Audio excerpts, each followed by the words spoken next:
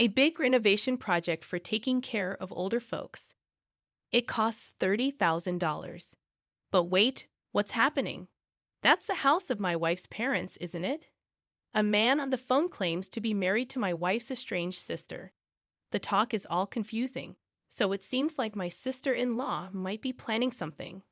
My name's Martha, and I'm 56 years old. I stay at home.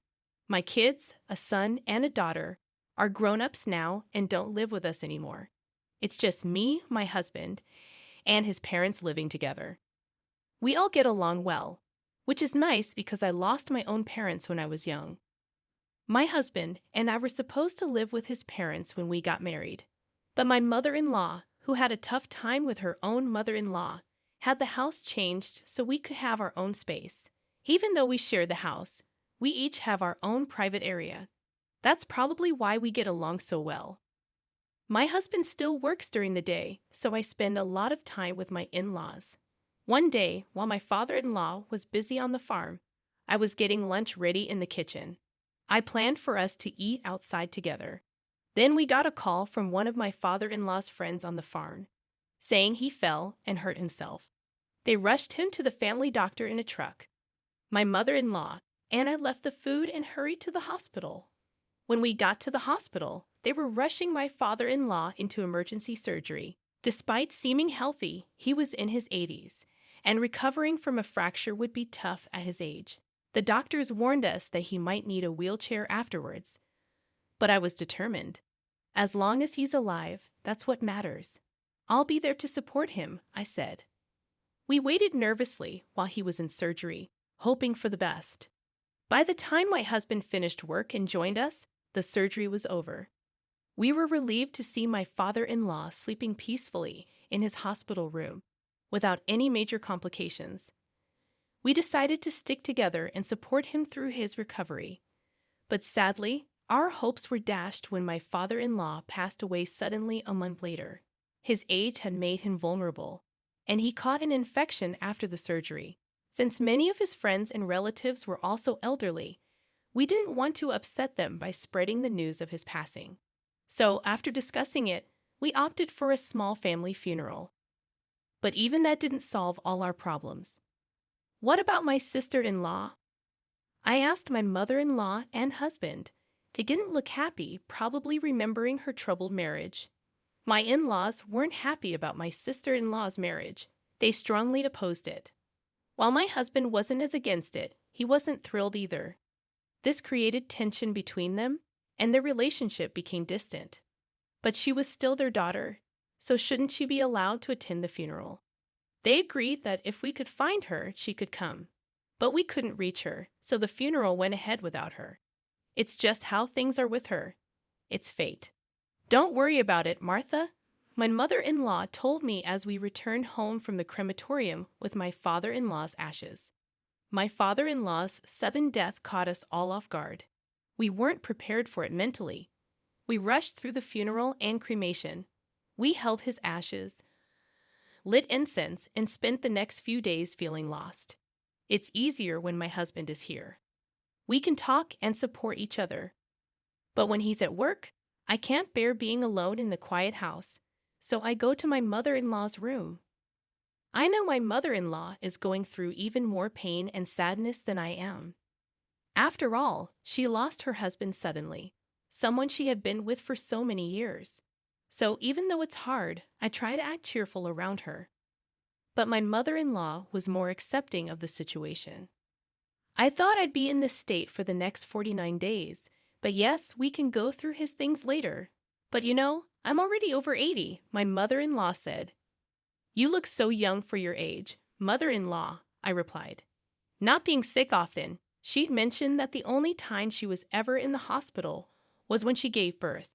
Basically, she was telling us that she's healthy and we don't need to worry about her. You're so kind, Martha, but while I can still move around, I want to go through our things, including his, she said. I get it. It's important to keep those memories safe, like my father-in-law's belongings, I replied. Got it. Just tell me if you need any help, I offered. She asked me right away to help her reach things that were too high for her. As we looked at old photos of my father-in-law, My mother-in-law happily talked about their younger days, sharing stories about their trips and adventures. I listened closely, nodding along. The phone rang, breaking the quiet of the room. Since my mother-in-law doesn't use a smartphone, the landline is her main way of communicating. I wonder who's calling. Only a few people usually call, and they're all close friends who know what's been going on, I thought. It could be important. I'll get it, I said, realizing it would be easier for me to answer than for my mother-in-law, who had been mentioning how hard it was getting for her to move around. I quickly answered the phone by the entrance, and a man I didn't recognize greeted me politely.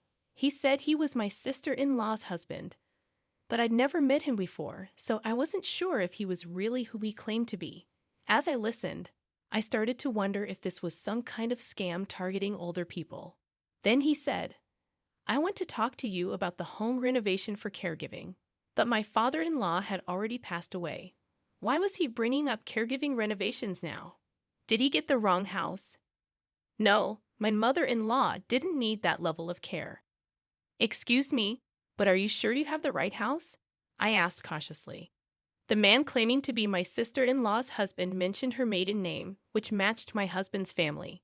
So there was no mistake that this was their family home. Plus, the name matched my sister-in-law's. "It's true that the woman you mentioned is my husband's sister. Thank you for believing me." With all the trouble our marriage has caused, I was worried I had made a bad impression again, the man said. I wasn't sure why my in-laws were so against my sister-in-law's marriage, but I didn't get a bad impression from this man at all. In fact, he seemed very humble and sincere. My brother-in-law explained that he heard the caregiving renovation would cost around $30,000. He felt bad for any trouble he may have caused and wanted to make up for it. He planned to pay the $30,000, but couldn't get the money ready by the deadline. He called to ask if we could possibly wait and extend the payment deadline.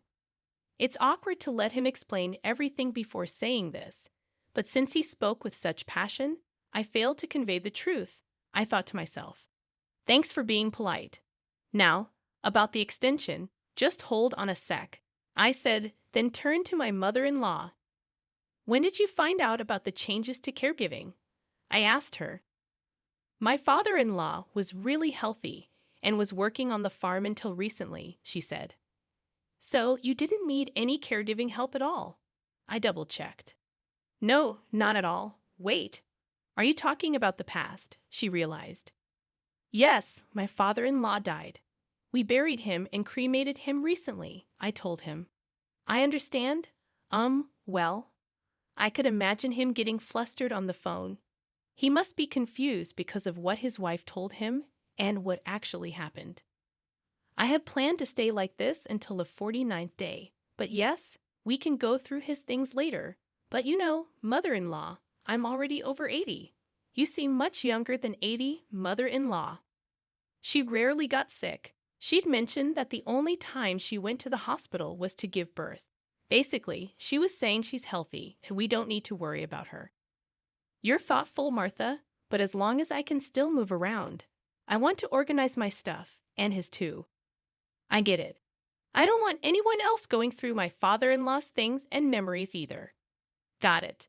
Just tell me if you need a hand, I said. She quickly asked me to assist her in reaching things that were too high for her. While we were sorting through old photos of my father-in-law, my mother-in-law joyfully recalled memories of their younger years, recounting tales of their travels and adventures. I listened closely, nodding in agreement when the landline rang. Since my mother-in-law doesn't have a smartphone, the landline is her primary way of communicating. I wonder who that could be, I remarked.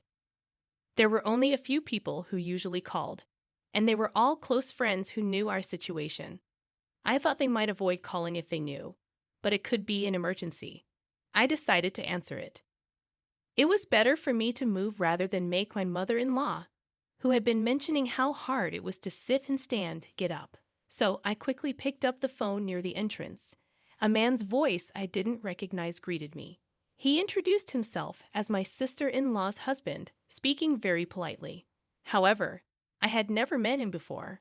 I wasn't sure if he really was who he claimed to be, As I listened, wondering if this was some new scam targeting elderly people, he said, "I want to talk to you about the home renovation for caregiving. My father-in-law had already passed away. Why was he bringing up caregiving renovations now? Did he mistake my mother-in-law for someone else?" "No, she didn't need that level of care." "Excuse me, but are you sure you have the right house?" I asked. This is my wife's family home, right?" The man claiming to be my sister-in-law's husband mentioned her maiden name. It did match my husband's family, and there was no doubt this was their home. Plus, the name matched my sister-in-law's. "It's true that the woman you mentioned is my husband's sister." Thank goodness. Thank you for believing me. With all the trouble our marriage has caused, I was worried I had made a bad impression again. I don't understand why my in-laws were so against my sister-in-law's marriage, but I don't feel any negativity towards this man. In fact, he seems really humble and sincere. According to my brother-in-law, he heard that the cost of caregiving renovations would be around $30,000. He wants to do his best to make up for any inconvenience he may have caused. He shared all this with me, seeming genuinely honest. I asked him how the story about my father-in-law needing care came up. He brought it up a few years back. At first, he seemed to be sending a fixed amount every month to help with caregiving expenses. But it was clear that neither my father-in-law nor mother-in-law had heard anything about it.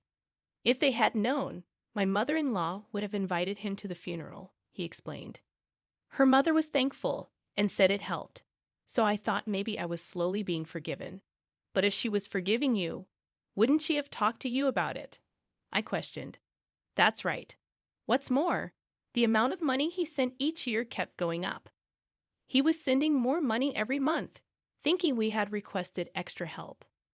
But we didn't remember asking for anything like that. So none of that money actually reached you? I asked. When I confirmed, I could imagine him getting really upset. It was difficult for me to share this information as well. As I listened, I started to wonder if my sister-in-law. I can't say for sure if you're being scammed, but I hesitated. You don't have to sugarcoat it. I am being scammed, right? He interrupted. I couldn't outright confirm or deny it, so I stayed silent. He probably took my silence as confirmation. What should I do? He asked. Even though it wasn't really my place to answer, assuming he was indeed being scammed, I couldn't just leave my sister-in-law, my husband's sister, alone, despite our strained relationship. I told him we'd talk about it and get back to him later, and that was the end of the call. When I went back to my mother-in-law, she remarked, "That was a long call. Was it a persistent salesperson? You should just hang up on those." "No, it was a man claiming to be my sister-in-law's husband," I replied. I then told my mother-in-law about the conversation. She was shaking with anger as she listened, and her fury only intensified afterward. What kind of person is she, using her father as an excuse to ask her husband for money? She explained. It seemed that my sister-in-law had a history of being irresponsible with money, buying expensive things she couldn't afford with her allowance or earnings from part-time jobs. Her behavior seemed very suspicious. When she wanted to marry, her partner was a man with a significantly high income and a lot of pre-existing wealth, which made her parents strongly against the marriage. Their opposition wasn't for my sister-in-law's sake, but because of her partner. Afterward, we decided to wait at the house of the person responsible, along with her husband, for her to come back home. I couldn't recall the last time I saw my sister-in-law. When she decided to date her then boyfriend with marriage in mind, she introduced him to her parents and brother. There was some uproar about her marriage, but since I wasn't yet part of the family, I didn't attend. So this would be my first meeting with my sister-in-law's husband. From what I gathered over the phone, he seemed sincere and pleasant. I had heard he earned well, but he didn't seem to live extravagantly. It seemed he was trying to live modestly. However, if one of the reasons for this was my sister-in-law's deception, it must be a mix of complicated emotions, meeting my sister-in-law again after many years. My sister-in-law, who never expected her mother to be at her home, was so surprised that her eyes widened as she stood frozen. The impression I had of my sister-in-law was of someone who liked flashy things, but the sister-in-law in front of me was excessively flashy and lacked any sense of style, which was hard to watch. The three of us had agreed beforehand to go along with my sister-in-law's story. Initially, we decided not to bring up the fact that she was lying. "It's been a while. I'm glad to see you're doing well," I said kindly. When my sister-in-law was suddenly spoken to with kindness, she stammered in response to her mother. She probably thought her lies had been found out and that she was going to be scolded, but she seemed confused by the unexpected kindness. "I wanted to see your face after all this time. Have you been doing well?" her mother continued. We didn't tell her the truth about her father's passing and kept up the pretense that he was still alive. I also apologized for not staying in touch and gave a suitable greeting.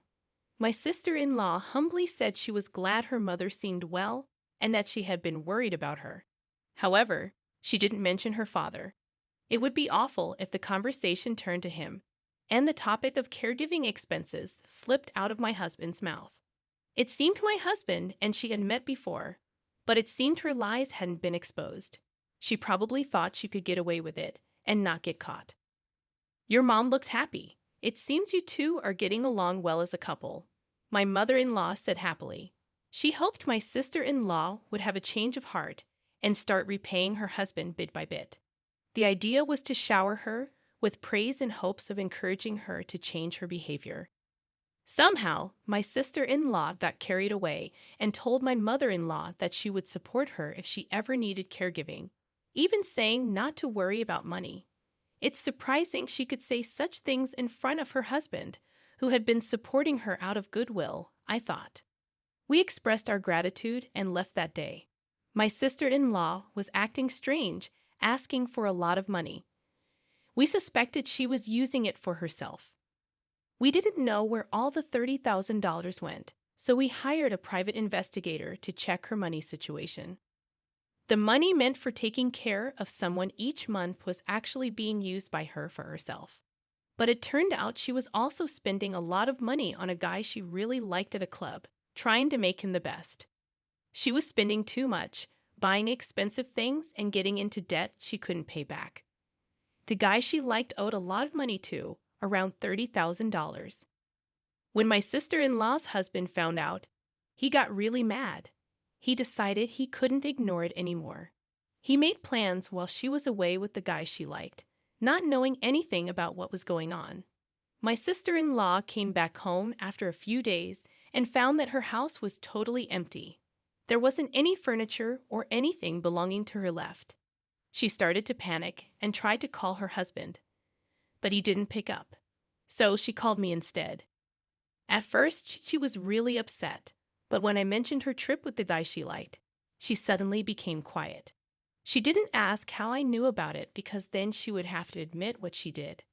Now it was my turn to tell her everything without giving her a chance to argue back. "I can't believe you thought you could get away with this and took advantage of everyone. You betrayed your mother, your husband, and now it's hard to see anyone wanting to help you," I told her firmly. I also mentioned that the excuse she used about her father-in-law wasn't valid anymore because he had passed away. I understood she didn't know about his death, but it was still wrong to use her father's situation to ask for money. I let her know that her ex-husband also found out the truth, and feeling abandoned, she screamed like a mad person over the phone. Her ex-husband didn't want to talk to her, and to avoid troubling my elderly mother-in-law any further, I offered to be the middle person between them and my sister-in-law. She kept causing a scene over the phone. It was kind of sad to see her like this, not even realizing her father had passed away and still using him as an excuse. She might feel sorry for it later, but it's too late now. I gave her one final message. Your ex-husband plans to ask for all the money back that you gave to the guy at the club. You'll have to find a way to pay off the $30,000 debt on your own. Later, she got legal documents from a lawyer. She wanted to talk to her husband about it, but he refused. He was really angry and didn't want anything to do with his ex-wife, even for legal stuff. Without any agreement, my sister-in-law had to live on a tight budget and work hard. She couldn't afford to spend money at the club anymore, and the guy she liked stopped paying attention to her, leaving her with just the big debt she owed. Sometimes scary debt collectors would come around. My sister-in-law was naturally scared, always worrying about the lawyer's letters and the debt collectors showing up. As for the rest of us, we went back to our normal lives. It took a while to go through my father-in-law's things, but we decided to move on as a family, including his part. Recently, my mother-in-law has been getting weaker, and I think she might need care soon. Since we couldn't help my father-in-law, my husband, and I agreed to do our